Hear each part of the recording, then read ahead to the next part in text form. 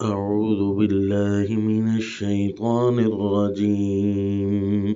بسم الله الرحمن الرحيم. عبس وتولى أن جاءه الأعمى وما يدريك لعله يزكى أو يذكر فتنفعه الذكرى. وصلی اللہ علی النبی الکریم. سورہ عبس، اس سورت کا تعارف ہوگا التوجہات الالہیہ، کہ اللہ کریم کس چیز کی طرف چاہتے ہیں کہ کوئی توجہ کرے، اور قابل توجہ لوگ کون ہیں، اور کون سے ایسے لوگ ہیں جن سے توجہ نہیں برتی جائے گی. چنانچہ اس صورت میں، پچھلی صورت کے اندر چونکہ الطامات الالہیہ کا ذکر تھا کہ جب مصیبتیں اور تکالیف نے جن لوگوں کی طرف متوجہ ہونا ہے، جن لوگوں کی طرف آنا ہے، آپ ان کی طرف توجہ نہ کریں، کیونکہ وہ اب اللہ کے عذاب کو مانگ رہے ہیں. آپ کا کام یہ ہے کہ ان کی طرف خصوصی توجہ کریں جن لوگوں نے اپنے اللہ کو لینا ہے، اپنے اللہ کی باتیں حاصل کرنی ہیں.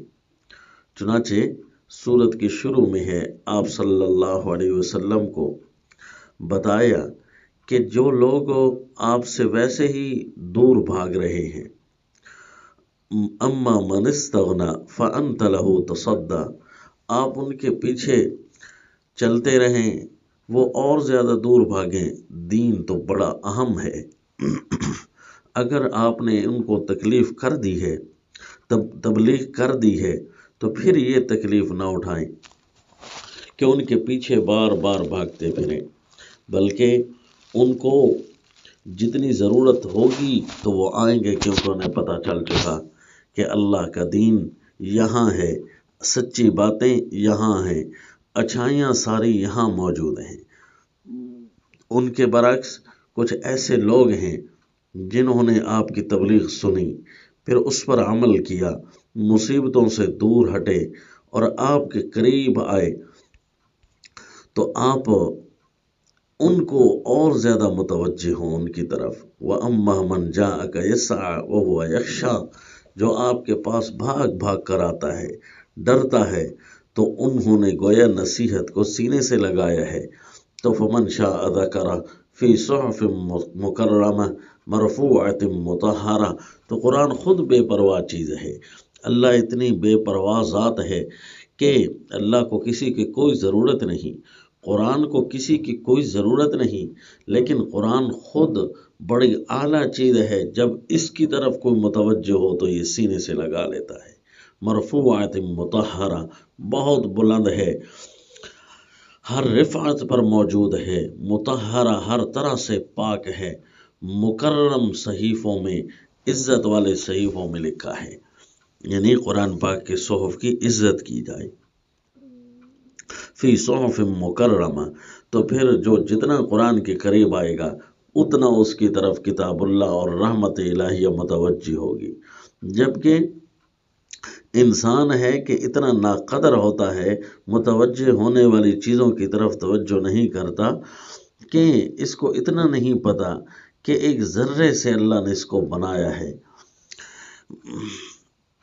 پھر اللہ تعالیٰ نے اس کے لیے راستے آسان کیے ہیں، ہر طرح کے راہ دنیا میں چلنے پھرنے رہن سہن اسی کے لیے آسان بنایا ہے. پھر یہ خود مشکلات میں پڑتا ہے، حتیٰ کہ موت آئے گی، قبر میں جائے گا، یہ ساری باتیں کیوں نہیں سوچ رہا؟ اس کو اس کی طرف توجہ ہے نہیں، تو اللہ کی رحمت بھی متوجہ ہوتی نہیں اس کی طرف. حالانکہ اسے توجہ کرنی چاہیے تھی کہ میں کھا کیا رہا ہوں، پہن کیا رہا ہوں. فَلْيَنْظُرِ الْإِنسَانُ إِلَىٰ طَعَامِهِ أَنَّا صَبَبْنَا الْمَاءَ صَبًّا، صرف اپنے کھانے کی طرف ہی توجہ کر لیتا تو اس کو آسمان سے گرتا ہوا پانی اس کی طرف توجہ کرتا. زمین جب پھٹ کر اپنی کونپلیں نکالتی ہے फट पड़ती है उस पानी से, फिर वो अंगूरियाँ और दाने और भूसे सब कुछ निकाल रही होती है। ये तेरे लिए भी खाने की चीज़ें हैं, तुम्हारे जानवरों के लिए भी, मताअल्लकुम वली अनआमिकुम। सिर्फ एक खाने की तरफ ही तवज्जो करता तो इसको रहमत इलाहिया समेट लेती, बड़ी चीज़ें इसके सामने आ जाती। अल्लाह की ताकतें, अल्लाह की कारीगरी, अल्लाह की कुदरतें इसको सामने नज़र आती। फिर ये अल्लाह ताला की ताकतों से चैलेंज न करता, फिर अल्लाह ताला से लड़ाइयाँ न लेता मूल, बल्कि अल्लाह की तरफ मुतवज्जे होता। जितना अल्लाह की तरफ तवज्जो होगी उतना अल्लाह की रहमत भी मुतवज्जे होगी।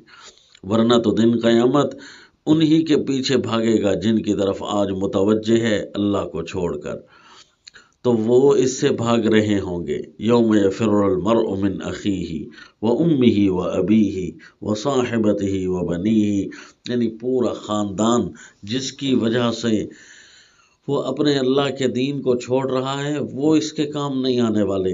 जिस दुनिया के चक्कर में कमाने की वजह से जिस चीज़ की तरफ लगा हुआ है वो इसके पीछे नहीं आने वाली, वो इससे बेपरवाह हो जाएगी। दिन क़यामत वो सिक्का चलेगा ही नहीं।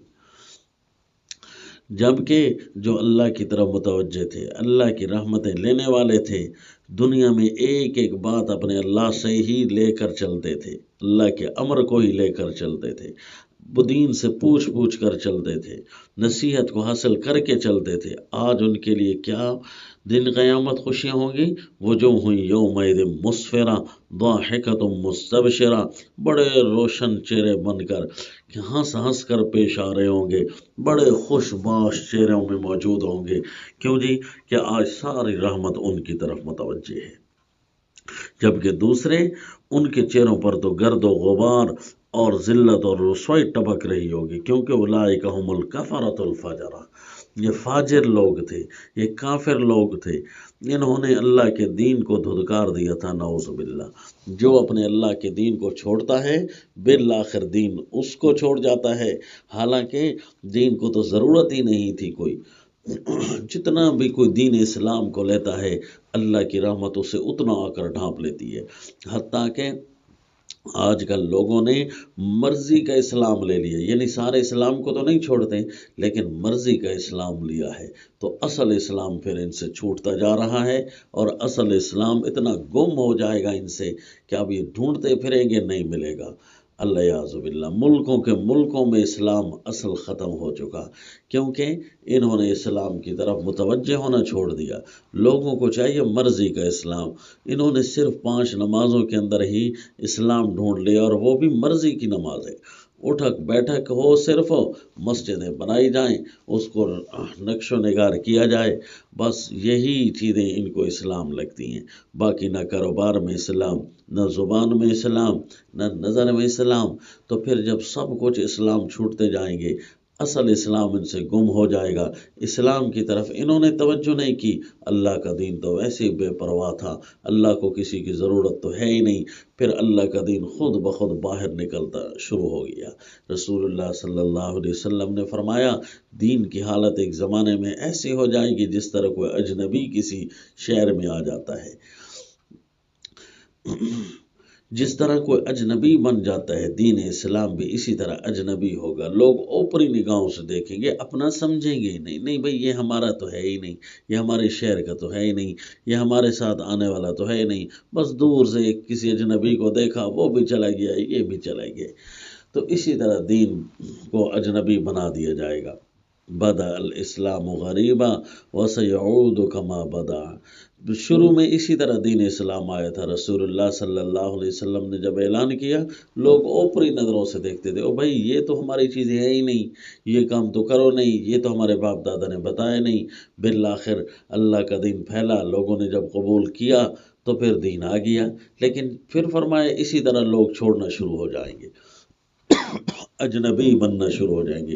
यानी तवज्जो किस चीज़ की तरफ करनी है और किस चीज़ को छोड़ना है। दीन की तरफ तवज्जो करोगे तो दीन तुम्हारी तरफ तवज्जो करेगा, दीन को छोड़ना शुरू कर दोगे दीन छूटना शुरू हो जाएगा। तो अगर किसी ने देखना है कि असल तवज्जो, काबिल तवज्जो लोग कौन हैं, तवज्जुहात क्या होनी चाहिए, کس چیز کی طرف توجہ کرنی چاہیے، رحمت الہیہ کس کی طرف متوجہ ہوتی ہے۔ اگر کوئی یہ چاہے تو اسے چاہیے کہ سورہ عبس کا مطالعہ کرے، سورہ عبس پڑھے، یہاں ہیں التوجہات الالہیہ، اسی لیے پوری سورت کا دعویٰ ہوگا العبوس عن المتلہین من الکفرۃ الفجرہ والتصدی الی المتذکرین من الکرام البررہ، یعنی عبوس روگردانی ترش روئی ان کے ساتھ کرنی ہے جو متلہین ہیں، جو غافل ہیں دین کے سبق سے، کافروں اور فاجروں سے، والتصدی اور کس کے پیچھے پڑنا ہے، دین کس کے ساتھ ساتھ لگا رہتا ہے، الی المتذکرین من الکرام البررہ، وہ جو اللہ کے دین سے خوب نصیحت حاصل کرنے والے ہوتے ہیں، بڑے عزت دار، بڑے نیکوکار لوگ ہوتے ہیں، ان کی طرف دین متوجہ ہوتا ہے اور اللہ کی رحمتیں بھی انہی کی طرف جا رہی ہوتی ہیں۔ یہ ہے التوجہات الالہیہ۔